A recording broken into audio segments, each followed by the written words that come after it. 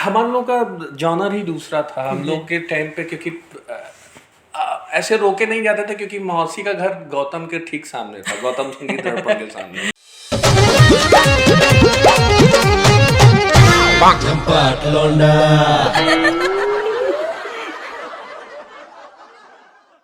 तो नमस्कार, मेरा नाम है सचिन और आज झंपाट लौंडा की टीम आ पहुंची है प्रयागराज शहर के उस कलाकार के पास जिन्होंने अपने काम से यहाँ से लेकर मुंबई तक में शोर मचा दिया है।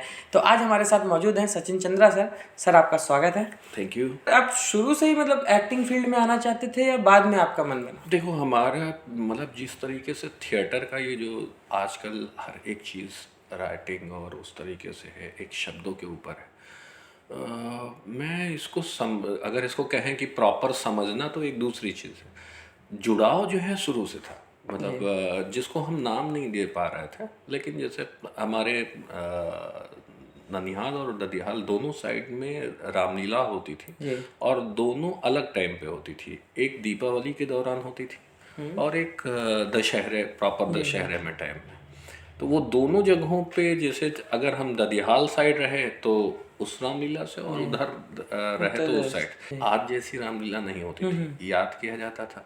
और प्लस फिल्मी गाने दूर होते थे। दूसरी, वो प्रॉपर तैयार करके बीच बीच में उसमें अलग अलग कहानियाँ जोड़ करके जैसे रात भर चल सके।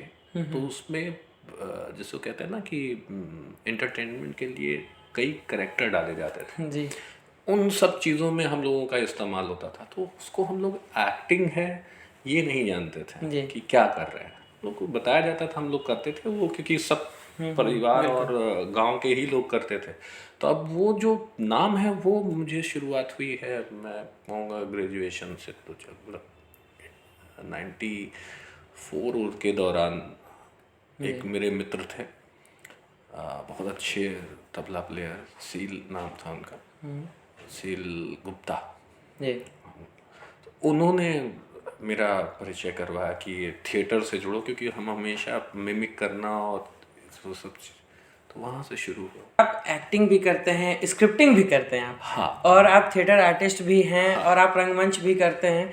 तो इतना सब कुछ करना और फिर घर को टाइम देना, ये सब कैसे बैलेंस कर पाते हैं? देखो, ये सारी चीज़ें अगर देखो ना, तो आज अगर आप टुकड़ों में डालो, पहले सारी चीज़ें एक दूसरे से कहीं ना कहीं जुड़ी हुई है जी। अगर आप बहुत अच्छी तरीके से कहानी लिखते हैं, विजुअल्स करते हैं, तो आपके अंदर किसी कैरेक्टर को लाने और किसी कैरेक्टर के साथ चलने का अगर है, तो आपको कहीं ना कहीं आप प्ले ना कर रहे हो, लेकिन एक्टिंग की कुछ चीज़ें हैं। जैसे डांस अगर आप करते हैं तो एक्सप्रेशन आपके साथ है। अब कैसे कहाँ इस्तेमाल करना है, हो सकता है इसकी जानकारी कम ज़्यादा हो, लेकिन अगर आपको कोई करने का मौका मिले, चीज़ें हो तो फिर हो जाती हैं। कि आपने किन किन फिल्मों में काम किया, ये लोगों को बताइए। देखो, सबसे ये मुझे थोड़ा सा अजीब भी लगता है कि सबसे खूबसूरत बात है यहाँ के लिए, इलाहाबाद के लिए, कि हमारा जो शहर है कुछ चीज़ों के लिए बिल्कुल अलहदा है, इतना अलग है कि ये अपने आप में इसकी जो खुद की अपनी पहचान हो इतनी स्ट्रांग है कि पूरे यूपी में ऐसा लगता है सिर्फ इलाहाबाद लोग, जैसे कहते हैं जैसे बनारस है हार्ट ऑफ द स्टेट। हाँ, तो वो उसी तरीके से इलाहाबाद, तो ये लोग हम लोग अपने आप में एक खास किस्म का प्राउड फील करते हैं। और उसकी वजह भी है कि बहुत ऐसी चीज़ें हैं जब जिनसे लोगों को जानकारी क्या पता ही नहीं हुआ करती थी, वो चीज़ यहाँ पर रहती थी। जैसे हमारे यहाँ थिएटर लगभग 150 साल हो रहे होंगे, 100-150 साल से ऊपर का है। और ऐसे ऐसे नाम यहाँ से निकले हैं, साहित्य में, रंगकर्म में, राइटिंग में, पेंटिंग में और राजनीति में, और हर एक क्षेत्र में अपने टॉप पे पहुँचे हैं। जी बिल्कुल। तो जब तुमने कही कि फिल्म, आजकल क्या हुआ है कि सिर्फ उससे जुड़ाव, फिल्मों से जब तक आपका जुड़ाव नहीं बनता है तब तक ना तो आपको लोग आर्टिस्ट मानते हैं और ना ही आपके काम की कद्र करते हैं। तो अब सवाल सर, लेकिन आप टैलेंटेड भी और आप फिल्मों में काम भी कर चुके हैं। एक्चुअल 25 से ऊपर तो मेरा थिएटर से हुआ, तो मेरा थिएटर तो बहुत अच्छी तरीके से, और मैं बेसिकली कहानी का रंगमंच और इम्प्रोवाइजेशन प्ले करता रहा हूँ। तो फिल्में मेरी जो, अगर मैं पहली फिल्म कहूँ तो वो बहुत पहले थी, वो बहुत छोटे छोटे था, लेकिन मेम साहब करके एक फिल्म थी जी इसके अलावा रोड टू संगम, जी जिसमें छोटा सा रोल था परेश रावल साहब के अपोजिट। उसके बाद फिर जिससे बहुत पहचान मिली वो गैंग्स ऑफ वासेपुर पार्ट 2, जी सर, जिसमें गैंग्स ऑफ वासेपुर के तो हम सभी हाँ, फैन एकदम। वो एक्चुअल इतनी खूबसूरत फिल्म नहीं हो, और वो एक लौती बनी, उसके बाद वैसी कोई फिल्म नहीं है। यंग जानवर के बीच में जबरदस्त तरीके से रही, मतलब एक तरीके से उसे दूसरा शोले कहा जाता है जी बिल्कुल, कि सब मतलब उससे जुड़ा होना, तो हर किरदार अपने आप में परफेक्ट हाँ, एकदम। तो उसमें मेरा अजीम नाम का कैरेक्टर था और बहुत ही कमाल का एक्सपीरियंस भी था वो काम। जी और फिर शादी में ज़रूर आना, और एक मैक्स प्लेयर में होली फिश है जो इटली फिल्म फेस्टिवल तक गई और बहुत ही खूबसूरत फिल्म है, कभी मैक्स प्लेयर में होली फिश करके देखना, बहुत ही शानदार फिल्म है। जरूर वेमल भाई ने बनाई थी, बहुत अच्छे साहित्यकार और राइटर हैं और कमाल का उन्होंने काम किया था। इलाहाबाद के लगभग काफ़ी सीनियर लोगों ने, मतलब देख करके लगेगा कि हाँ वो किस तरीके से, वो कितनी खूबसूरत कहानी है। आपको किस तरह की फिल्में करना पसंद है? देखो हमारा तो अभी फ़िलहाल ऐसा चॉइस जैसी कोई चीज़ नहीं है जी हमें तो जो काम मिलता है उस काम को हम एक्चुअल में व्यंग पे ज़्यादा काम करने लगा था, तो लोग कॉमेडी के जॉनर में, मुझे इलाहाबाद में बड़ा नाम और पहचान मिली, तो इस सेंस में हर आदमी यहाँ पर उसी चीज़ से जोड़ देता है कि अगर आप कॉमेडी कर रहे होते हैं तो आपको वही कहा जाता है कि आप कॉमेडी ही कर सकते हैं। जी मुझे हर तरीके का रोल पसंद है, लेकिन अगर अभी तो मैं थ्रिलर की जी। तरफ बड़ा मन है। अब वो मौका कब और कहाँ मिलेगा वो एक अलग बात है। क्या किसी भी हीरो का डेब्यू करना या किसी भी आर्टिस्ट का डेब्यू करना, वो भी रीमेक के साथ, ये सही रहता है? रीमेक कैसे, जैसे थिएटर कह लो, थिएटर में एक नाटक अगर मैं कर रहा हूँ as a director, as a writer, sorry writer नहीं, एज ए एक्टर, या किसी कहानी को मैं कर रहा हूँ, प्रेमचंद जी की कहानी मतलब अनादि से चली आ रही है, उनके टाइम से चली आ रही है, तो कितने डायरेक्टर ने उनकी कहानी को अपने परिकल्पना के हिसाब से सोची, और कितने एक्टर उस कहानी के किरदार को जिए और चले गए।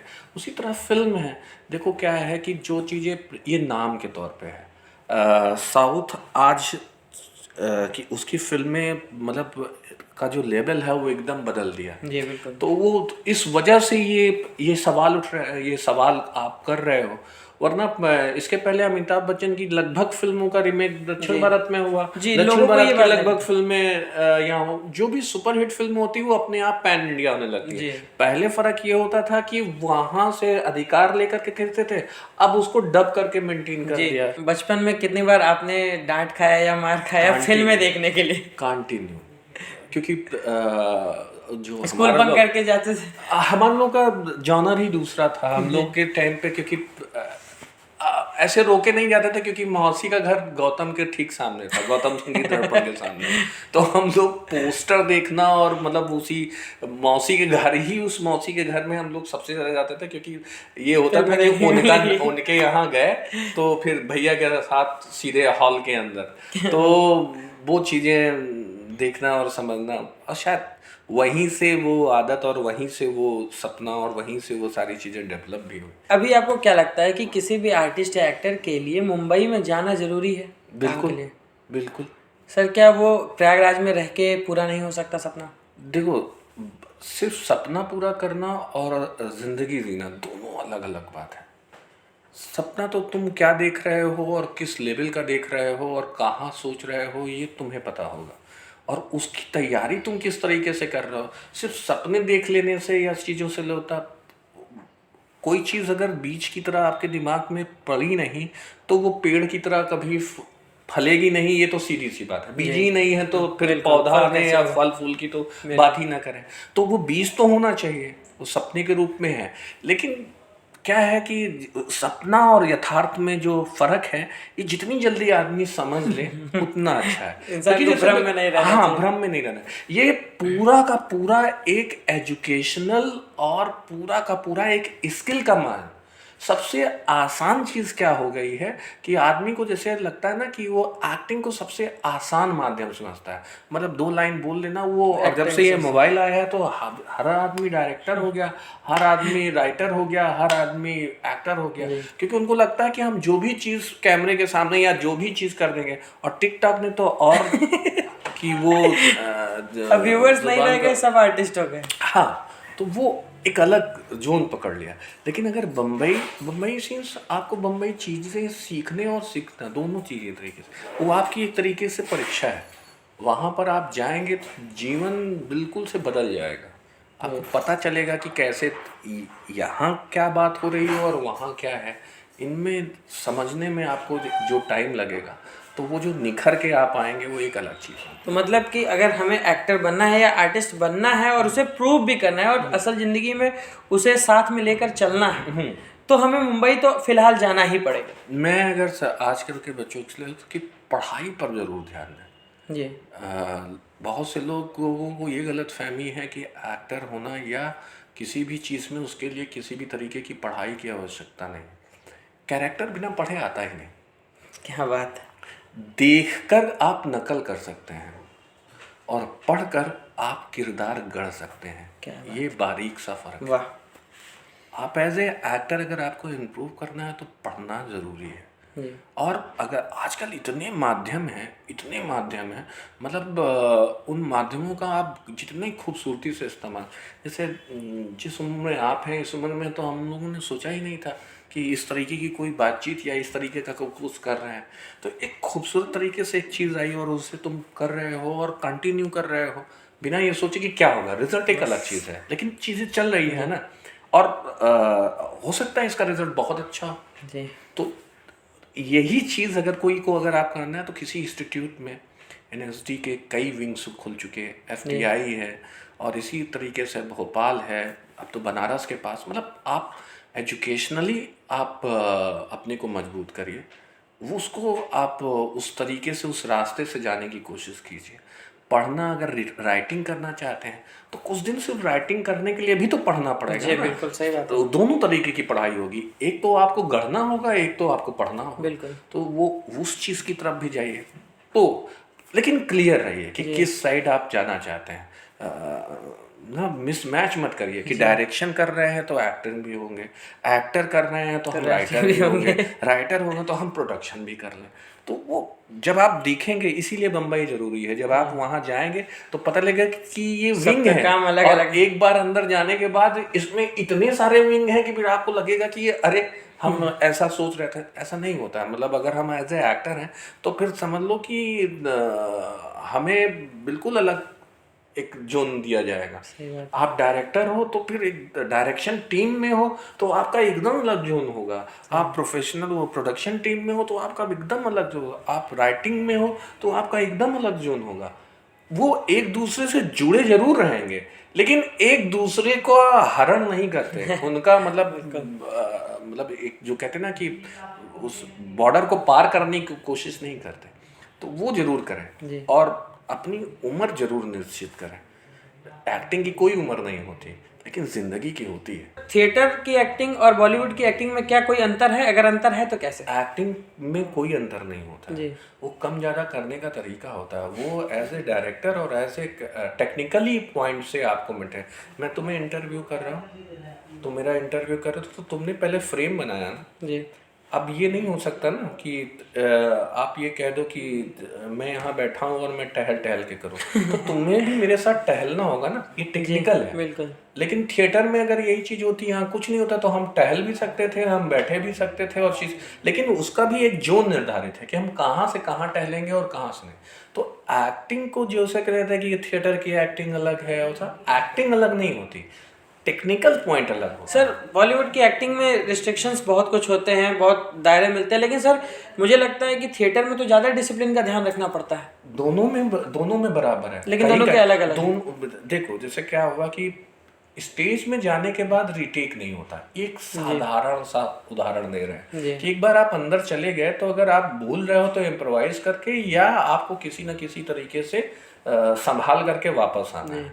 उसमें गलती की कोई संभावना नहीं होती, इसीलिए महीनों उसकी प्रैक्टिस होती है।